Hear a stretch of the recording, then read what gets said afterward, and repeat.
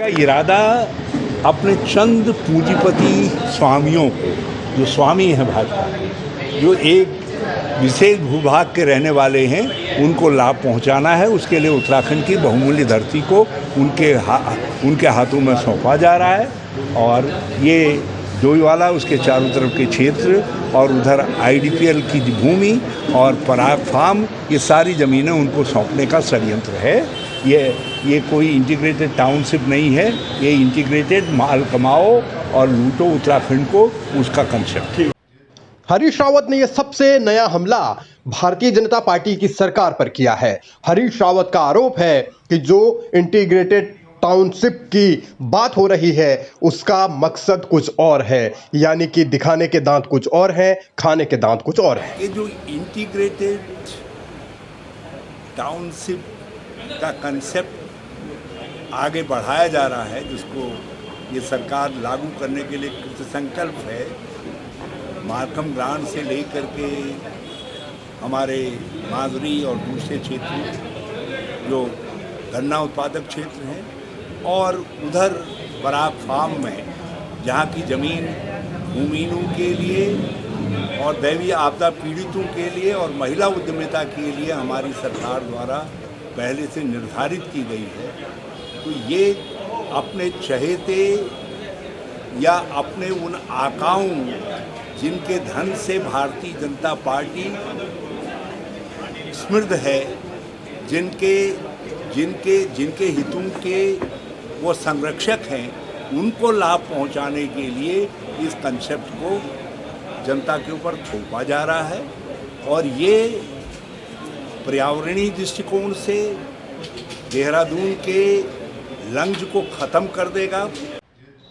Township योजना के जरिए सरकार नए शहर बसाने का दावा कर रही है, भविष्य के लिए तैयार होने का दावा कर रही है, लेकिन इसके पीछे क्या खेल है, ये कांग्रेस के गंभीर आरोप हैं। और इन आरोपों के सहारे ही कांग्रेस इसका पुरजोर विरोध करने का ऐलान कर चुकी है।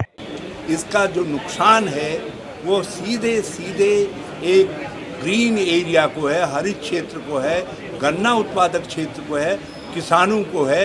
ये किसानों की, हज़ारों किसानों की ज़मीन ले करके हज़ारों मजदूर जो डोईवाला के चीनी मिल में कार्यरत हैं, उससे लाभान्वित हैं। उनके हितों पर चोट पहुंचा करके अपने आकाओं को, चंद ऐसे लोगों को जो यहाँ धन कमाने के लिए उत्तराखंड की धरती का इस्तेमाल करना चाहते हैं, उनको प्रसन्न करने के लिए ये आइडिया बनाया जा रहा है।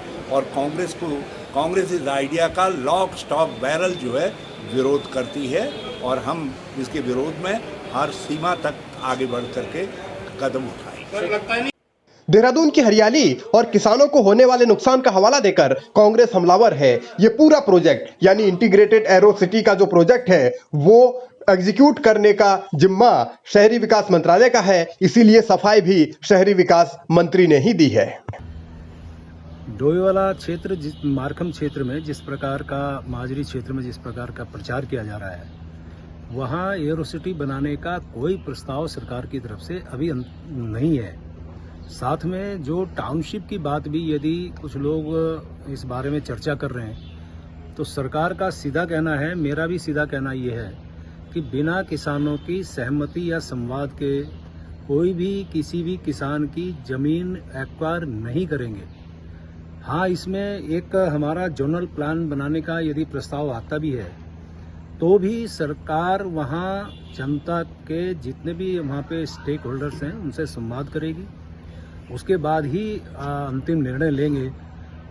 प्रेमचंद अग्रवाल के बयान से ये तो साफ है कि सरकार का dream project integrated arrow city है, लेकिन इसके पीछे किन लोगों का हाथ है? क्या वास्तव में पूंजीपतियों को फायदा पहुंचाने के लिए सब किया जा रहा है? ये सवाल अब उठने लगे हैं, और इन सवालों का जवाब आने वाले दिनों में संभवतः धीरे धीरे मिलेगा भी। लेकिन जिस तरीके की सियासत अब हावी हुई है, उससे ये समझा जा सकता है कि ये टाउनशिप वाला मामला अब टेंशन का मुद्दा बन गया है, सियासी टकराव का सबब बन गया है। आगे आगे देखिए होता है क्या।